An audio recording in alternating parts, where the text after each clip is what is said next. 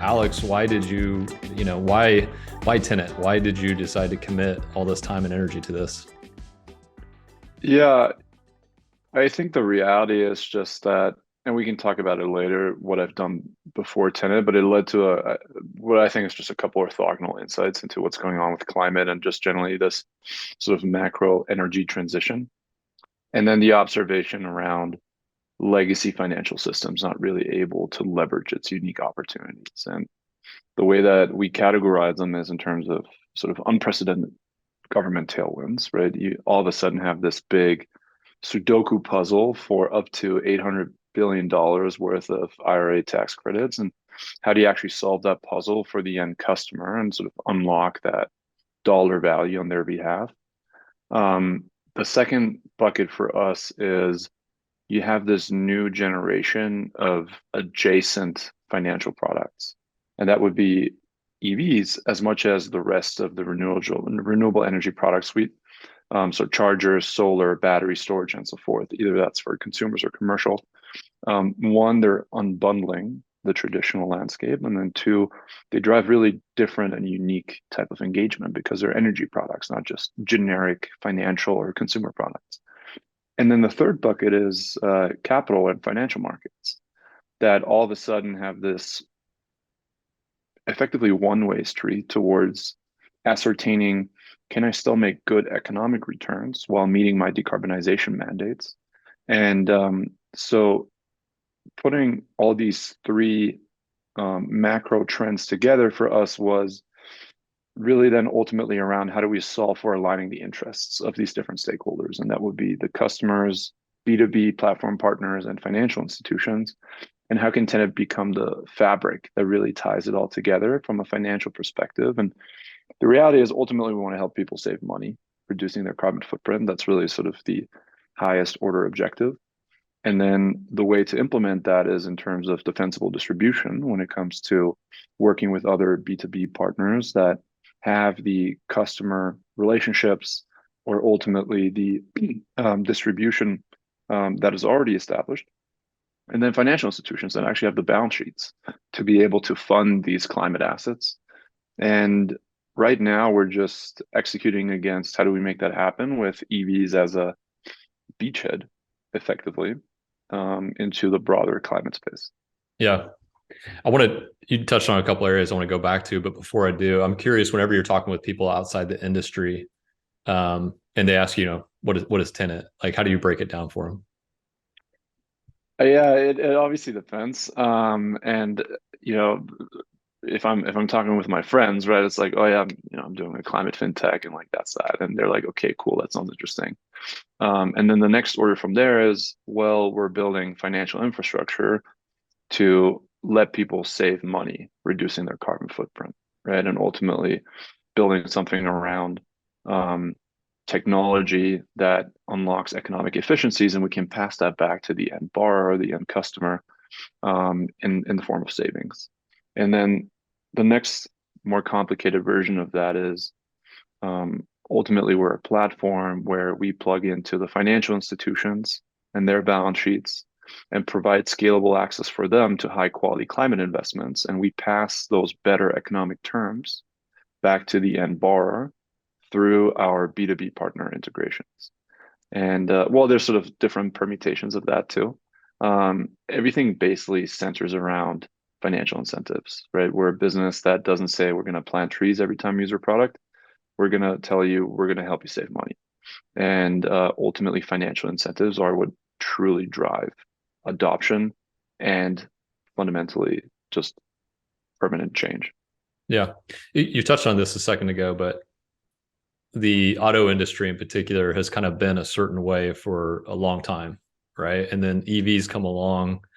Finally, they start to catch on to the degree where they have a lot more interest, I think, from everyday people. But you kind of made the point, like these things started to change, but not everything was changing with it. And Mm, the way you shop for them, the way you buy them, I mean, the way you finance them, the way you charge them, like everything had the potential to change. In some cases, had to. yeah. So what were the signs? When did you see like, oh, there's a role for us to play here? Was there a pain point that you saw in the process, or what was it that kind of Mm. like really started getting your wheels spinning on this?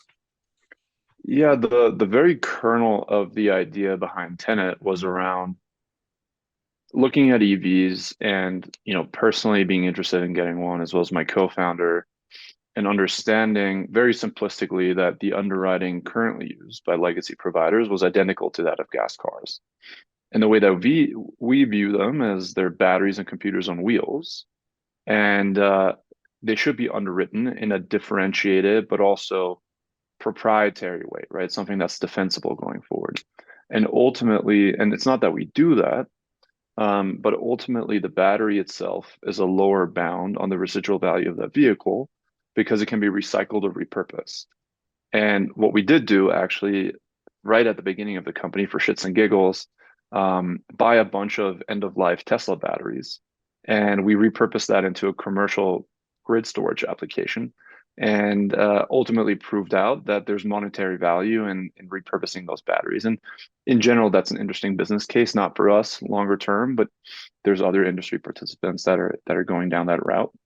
And that kind of catalyzed this idea of how do we build a financing platform for EVs that really leverages the unique attributes, which would be the residual value, tax credits, grants, as well as ESG and climate capital markets with better terms. And um, in addition to that, unlocks just this broader universe of customers that really start their sustainability journey with their car. So they have this strong positive bias or predisposition towards wanting other types of renewable energy products, and the fact that we're starting a new asset class for capital markets. Currently, on capital markets, you cannot buy an EV loan portfolio. The only thing that's available is Tesla lease securitizations. But ultimately, we're finding really good product demand from these financial institutions because all of a sudden you're coming to them with something that's economically attractive, but also fulfills this sudden accelerating shift towards decarbonization. And for them, it's just a win-win situation. Yeah, how much of it is just also the digitalization of the buying process and not Mm. having I mean, a lot of fintech is just reducing friction, right? In some cases, Yeah. some of that friction is at legacy costs that a new entrant doesn't have. You also have to build brand equity for the very first time, but you also Yeah. don't have all these legacy expenses, that are creating extra cost. Yeah, absolutely. So we think of it in terms of what happens before you finance with us and then what Mm-hmm. happens after that.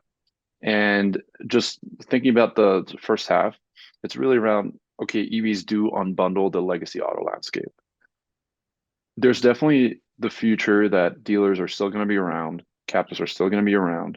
A lot of the transaction still happens at the dealership, but it's also equally true that a lot more of this discovery, right? A lot of people are buying an EV for the first time.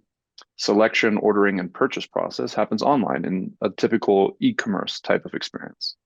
And you're catering towards people that are ultimately not wanting to go to the dealership, get in the car, test around, then wait for a couple of hours, get the financing, and then, deal with what is an adversarial process. They want to do it in the comfort of their home. They already most likely know what car they want, and ultimately do everything end to end in a digital way. And so that is sort of the bread and butter, the table stakes stuff that we do anyhow. A seamless end to end digital UX where somebody can get through the entire process as fast as they can type. That has to be the case. What is more important then is how do you factor into what makes EVs unique, right? And that would be how do you capture data on the borrower and the residual value of the vehicle? How do you factor in tax credits and grants? How do you factor into the preferential pricing you get from your ESG capital markets partners and tie all of that together as well into a financing product that actually impacts the monthly loan amount that people pay as well as the APR that they have to pay on. And then in terms of what lies after that is you've made this good decision, right? You got this car, this EV, and There were either ethical motivations for it or economic, because people do save money doing so. How do you then represent to that customer positive reinforcement where they can continue tracking their dollar and CO2 savings? So we've built out our dashboard for our customers around allowing them insights into, you've made this good decision. Now you can actually track how well you're doing. You're kind of gamifying that experience and giving positive reinforcement, but also just better insights into how starting their sustainability journey with their car is letting them achieve their financial and climate goals. And for us as a company, we receive data on how's the borrower and the car doing after the point of funding. A Wells Fargo, a US bank, a Bank of America, whatever, has no insight into what happens with the car after the point of funding. They give you the loan and they say, Justin, good luck, here you go. Unless you crash the car, pay off early, or there's fraud, we're not going to know what's going to happen with the car.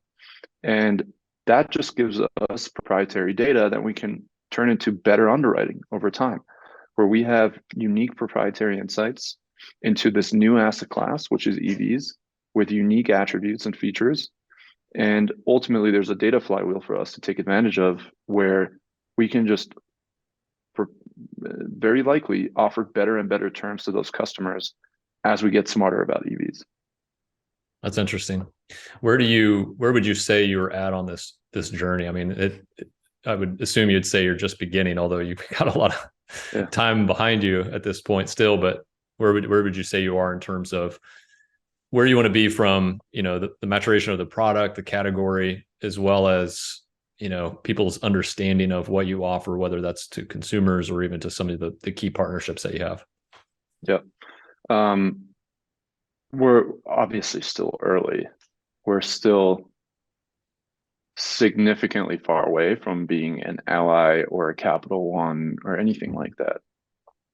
But we're growing really quickly. I can't give exact numbers, but ultimately we've 10x'd our volume since October. And that's a function, one, of tailwinds, right? The sort of like commoditization of EVs, and you're seeing the price cuts with Tesla and now Ford. And I think that's just generally the thesis panning out around value accrual is shifting from the manufacturing side to what is the financial rails, right? Really the sort of picks and shovels aspect of the industry. And then in addition, also just us refining the core product, which is what is the user experience, what is the value proposition for the end borrower, but also finding better and better ways to scalably distribute the product. And that would mean we now partner with dealerships, dealer software providers, mobility platforms, auto marketplaces, and so forth, where their highest growth segment is EVs. And we've built out a vertically integrated EV solution that helps them better cater towards that. So it's a really elegant win-win situation where at the end of the day, what we built out ourselves now is extremely useful for others. And by plugging in more deeply across the ecosystem, one, we have a better way of presenting our brand. Ultimately, people have to trust Tenet with their money, right? There is a financial value proposition. But two, also just gives us better access, better data, better resources to just continue doing what we do, which is how do we continually increase the savings that we can pass on to our customer? How do we build something that is engaging and delightful and helpful to them after the point of funding? And how do we grow our product suite beyond EVs as an extension of helping people start their sustainability journey with that car? Yeah. Who do you think was how do you classify some of the early adopters to this, or maybe the ones who are just so willing to try this initially when it was, they'd never heard of it before, then they get exposed to it and they're like, oh, this is great. Yep. Was it more on the partner side? Was it more on the consumer side, or something in between, or what would you say? So we started direct to consumer, and I strongly believe that this is what was needed to start a company like Tenet. Typically, I'm skeptical of direct to consumer businesses, especially lending first. That is, pretty well understood that that's a tough nut to crack. The difference is, if you're trying to create a new asset class, which we are, EVs as a standalone investment did not exist. you have to be the one underwriting the asset class yourself in order to prove out the performance and the data, and then be able to go to other stakeholders and align them. And thus we did, right? But initially, right at the beginning, we went to market in a no-code pilot way with some of the Tesla car clubs around the country, and just gave them the value proposition of saying, well, your car is a battery and a computer on wheels. It has better depreciation than gas cars do. We can get better terms from financial markets, and we're going to build a user experience that will just help you elevate how you think about your financial and climate goals. And that was a very, very raw, MVP, sort of barely beyond embarrassing type of way to get started, but it's just right what you need to incrementally de-risk the value proposition. And as an extension, we've also built out what I'm equally proud of, really great ties with the community. And the difference is we started out with EVs amongst many reasons instead of heat pumps or solar and so forth, is nobody's going to take a selfie with their heat pump, but everybody wants to be associated with their cars. And EVs are something that people rally around, and it's part of their identity, and they're nuts about their cars. So it's something that we can lean into. And, proudly we partner with a large number of car clubs, Tesla and whatnot around the country, and just really want to help them grow. That's cool. It sounds like you really found like the obsessive group right off the bat who will probably not be shy to give you feedback, but also like quick to Absolutely. tell other people if it works, right? Yeah, exactly. And it's funny because even one of our first 5 customers is now a colleague of mine at Tenet, and he's focused on community and originations, and it's fun to see it come full circle. And in general, like you mentioned, these people are so passionate about their cars that they're also so eager to pass on feedback that ultimately just helps us build a better product. Yeah, super So helpful. one, they help us just put out the brand and the mission, and really just the awareness around Tenet. But obviously then this positive feedback loop of we get more of these word of mouth um, community members, and ultimately they just help us improve our product and our platform. Yeah. And if for some reason you had had this smooth road to start with like heat pumps, you wouldn't have, I don't think you would have been able to go the other direction, right? You would have had to Yeah, rebrand as some other product yeah. because it wouldn't have cared, but you can go this direction, it sounds like. Yeah, the one of the other things, and that's only something I realized after the fact, this wasn't something that was apparent right from the beginning, is starting with EVs is interesting. One, because it's the largest and fastest growing subsector of the climate industry. That in and of itself is okay. But it's actually a really non-invasive experience for a customer to get started. If you get a heat pump or a solar, that means a 3 to 6 month process. You have to have people in your home. There's a lot of variance in terms of the transaction and in terms of ultimately what you get installed.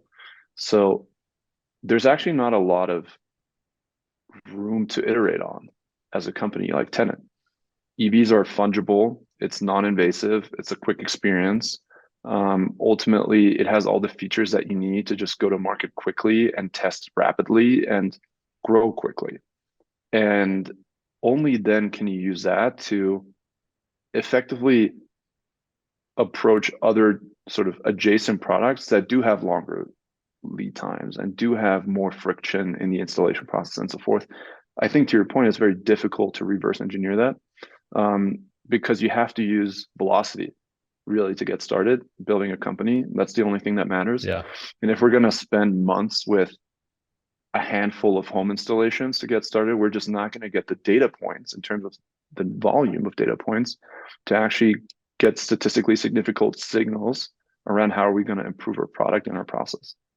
Yeah, I mean, I'm going through this process right now. It's a 3-month process. It's super manual. I'm literally getting texts today on it from a project manager. Yeah. So yeah, it'd be messy. Plus, there's a lot of different players, so many partnerships you'd have to forge, right? Like you picked the right direction to start from, for sure. Your learning cycles will be far faster Yeah. this way, which is so critical, like you said. What of the progress we've made today, and you look back, what are some of the hurdles that you had to get over that you're like, okay, that was a big one. Really proud of the team for that. What comes to mind when you hear that? It kind of reminds me of what is a different form of the question, which is always around what's the biggest risk? What was the biggest risk sort of a year ago? How does that project forward? And it kind of answers the question actually in the sense of, because we're building a three-sided platform, it's always around coordinating the interests of our three different stakeholders: customers, business partners, capital markets. And to answer your question, it was always around how do we first, for example, acquire a couple $1 million worth of loans that we funded from our balance sheet from investor VC money that we had to raise, to then be able to go to banks and credit unions and asset managers and show them the data around why they want to purchase those loan portfolios from us.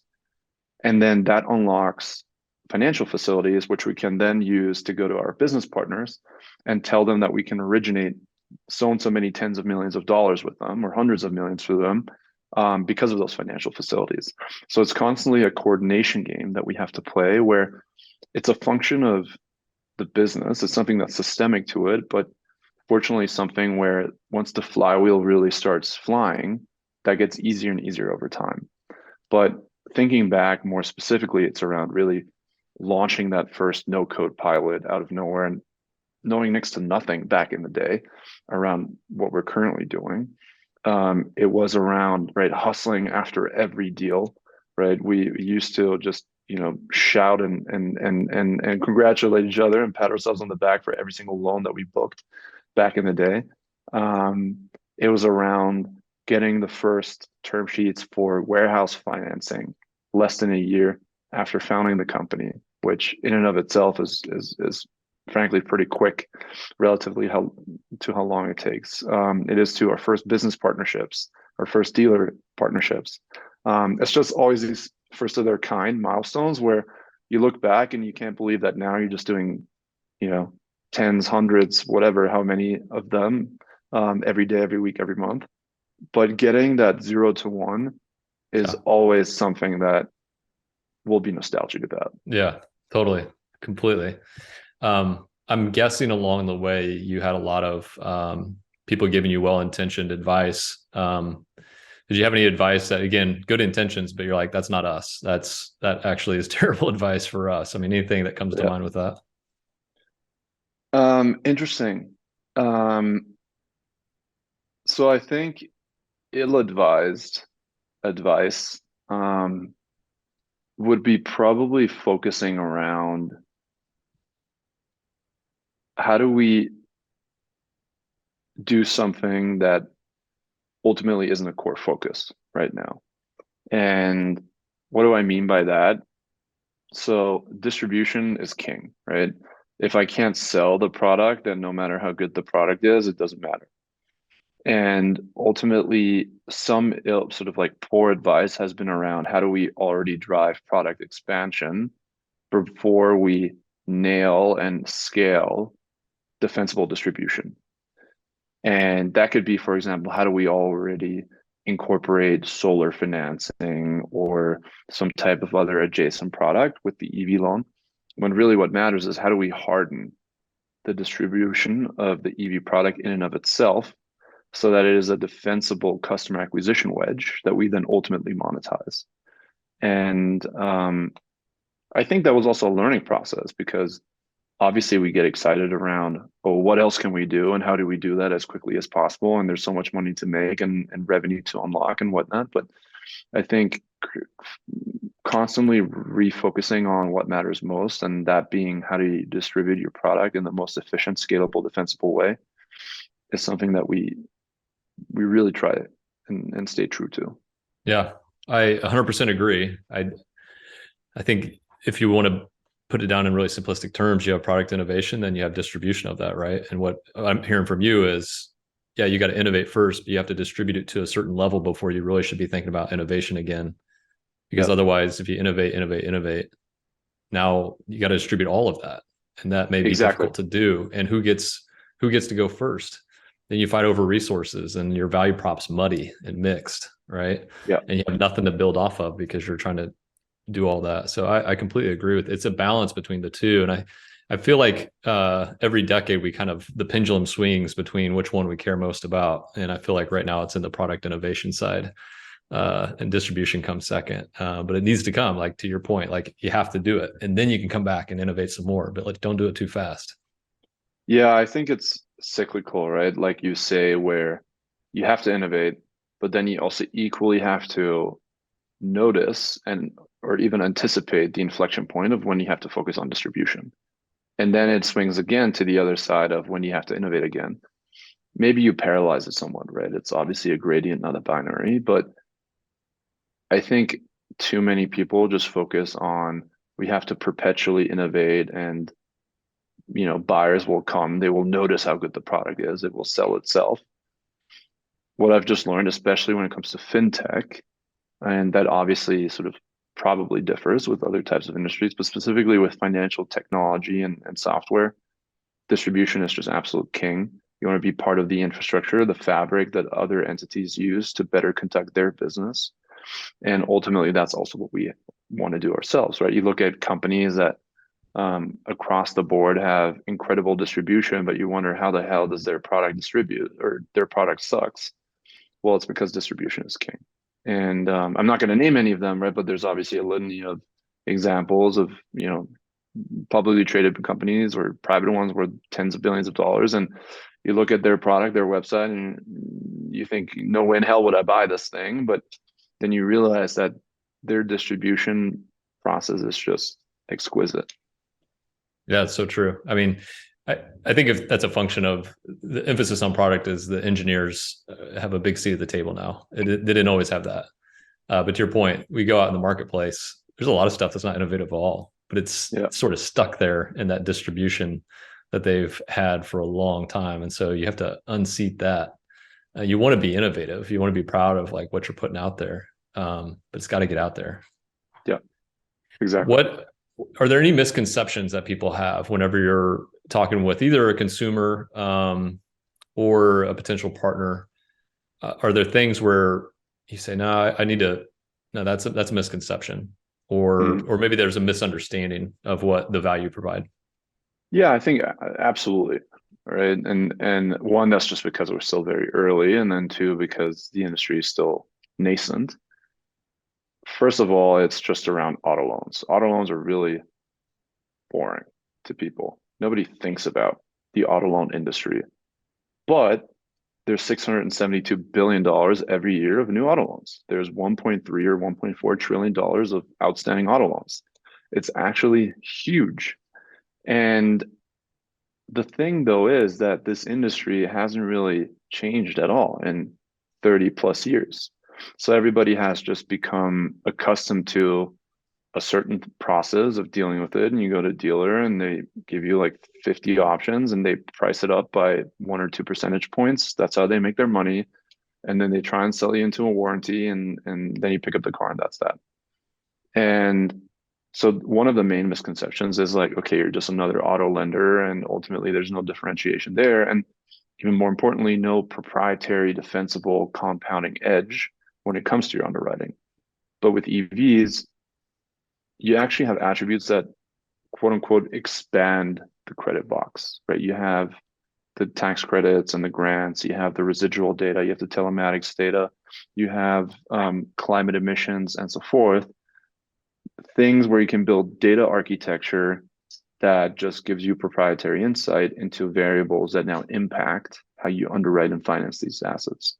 So that's one misconception.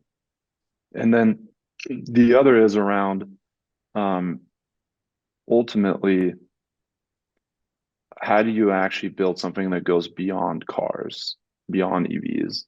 And a lot of people don't realize that dollar and CO2 savings are the common denominators that not just apply to EVs, but to adjacent renewable energy products. And ultimately, all of a sudden, you can really tap into what actually motivates people to buy and adopt product. It's not what back when you had the Tesla Roadster in 2013, where people were motivated basically just for ethics and they were willing to pay a premium for something. Or you had the first solar installers and so forth. But everybody was really just motivated by sort of saving the planet, not really by saving money. Now the early majority is waking up to the fact of, oh, damn, I can actually save money and I will also do good as a positive externality. So all of a sudden you have this inversion in the value proposition that the market still seems to be a little bit sleepy on. And only now I feel like that has really shifted into the sort of Overton window of awareness from a sort of media and from a political stance of we can actually proposition the entire industry as economic savings that also lead to climate benefits rather than just appealing to ethics when it comes to climate and saving the planet and so forth, which the reality is just doesn't do it for the majority of people. You're the early mover in this category. Where do you think it's going to go? What predictions do you have down the road of how this evolves and matures and develops? Well, I think in general, this is a one-way street. I don't expect any reversion in the trend. I think we've already hit escape velocity when it comes to the growth and just simply already the size and saturation of the market. In and of itself, EVs are already a really big market. If you do the math around EV loan volume, i.e., loans, not even leases, in 2022, that was around 70 to 80 billion dollars. And most people still think of it as maybe single digit, right? So if it's already at $80 billion, that's actually a multiple $1 billion revenue opportunity per year already. Now, if you sort of underwrite a couple of these market growth expectations, that should obviously multiply by 5 or 10x over the next 5 to 10 years. So all of a sudden, we have a tremendously large market. And if you project it out further around how does green or sustainable home improvements in and of itself already being a $500 billion market grow, you have energy efficient mortgages that are now all of a sudden growing extremely, right? They're backed by Fannie Mae and so forth. All of a sudden, you actually get better terms for homeowners to incorporate these types of energy efficiency products. You're dealing with trillions of dollars. And even more interesting then is obviously around capital markets believing, which I do and the company does, around any type of credit investments in future will be evaluated through the lens of what is the climate impact? What is the climate adjusted rate of return of this credit investment? And you can look at green bond issuance, sustainability linked bonds, right? How does a private placement market for that look like and so forth? All of a sudden, right, your TAM expands to, tens of trillions of dollars. Obviously, this is like very VC talk of mine, and we have to put it back into reality. But if you really think through it end to end, you just come up with the conclusion that you're dealing with something that has extremely large market that is also serviceable, not just addressable. And the growth of the market in and of itself is just a rising tide that lifts all ships type of situation where as long as we take the right directional bet, we have this good beta exposure. And then whatever our product and distribution is innovating on, that's alpha that we can create on top of that. I'm just trying to picture some of the conversations that you find yourselves in. And I would assume there's at times car loans are a very understandable product. Like everybody's had one and it's pretty simple to understand. So I could see at times being in conversations where people are like, it's not broke. It's fine. We don't need anybody's attention here. At the other side, I could see people be like, yeah, of course, like the whole ecosystem is changing and there's roles for everybody to play. And yeah, there's a role here to play too, because there's enough things changing that a new solution built from the ground up for this new unique environment that we're in, given the way that of what we're buying, how we're buying it, what happens to it over the life of it. Yeah, we need somebody to play. So I'm guessing there's a spectrum of those types of reactions when you're in conversation, right? Yes, and specifically when it comes to financial products, what we've realized is that you don't want to find something that is too different from what people are used to, right? If something is just actually orthogonal to what is common, it is risky, people don't trust it. Ultimately, you're not going to be able to actually convince people to do it. So we're not in the business of fundamentally shifting customer preferences and demand. We are rather leaning into what drives those preferences. And what drives those preferences is just, do I find something that is going to be cheaper than what else is out there? Am I going to have an experience that is superior? And does it help me fulfill my goals around further savings in terms of dollars and CO2, and ultimately just creating a final form factor around my lifestyle or around my business? And if we would have done something that is just too different, that wouldn't have been good. I think we had to strike the right balance between how do we innovate, how do we actually leverage what makes them unique and represent that in a way that people are familiar with, but that still drives a fundamental difference from what else is out there. Yeah, it's human nature. We just don't like people don't like change, and so you have to make the change palatable in small doses, and then over time you've made four of those little kind of adjustments, and then pretty soon now we're going a different direction. Yeah, exactly. So you put in a lot of effort on this so far. You've got great progress, good momentum behind you. It's exciting times, busy times. What's been the most rewarding for you and the team? I think for me personally, it's been the team. Um,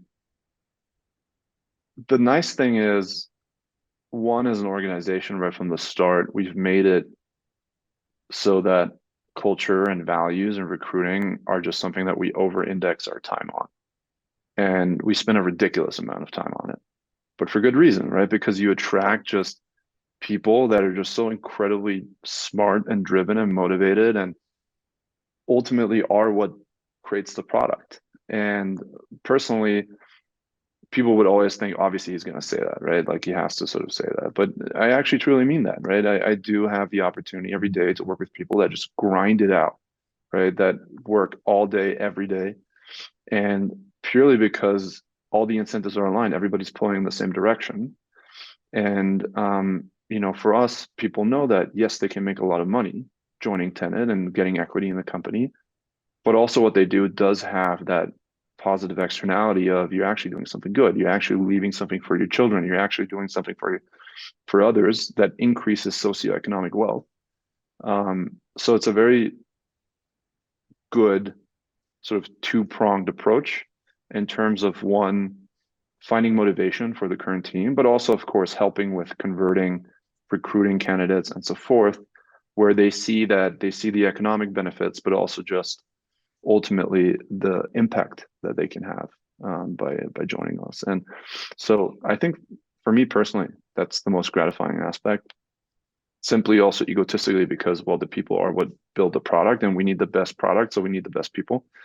And I think for the team, sort of observing it correctly, the best part for them has probably been just the direct feedback from putting work in and then seeing growth come out of it. And we ship really fast, we ship a lot, and just tracking what you ship with the impact that it makes to the top line and the bottom line of the business is something that's probably extremely rewarding for them. It's cool. I have a feeling that there's people who are listening to this who maybe have an upcoming EV purchase in their future. How could they find more about Tenet? Where would they expect to see that logo in the buying process? Well, so they can come to tenet.com directly, and we'll help them through the entire process. And even if they're just curious and not even looking for financing, we have an excellent knowledge hub. They can just check that out to learn more. We cover basically everything there is to know about EVs just to help them guide them towards that purchase. So if they do not come to us directly, they can reach us through different mobility platforms that offer us, dealerships, dealer software providers. We're obviously still growing our network, and I don't think we'll ever stop. At least that's the goal. But more and more, we hope that people see Tenet at the dealer or at the marketplace or the platform that they already trust, that they already know, that they already maybe have an account with, and hopefully they'll be positively surprised that Tenet shows up, and all of a sudden they can take advantage of Tenet at the platform or at the location that they're already familiar with.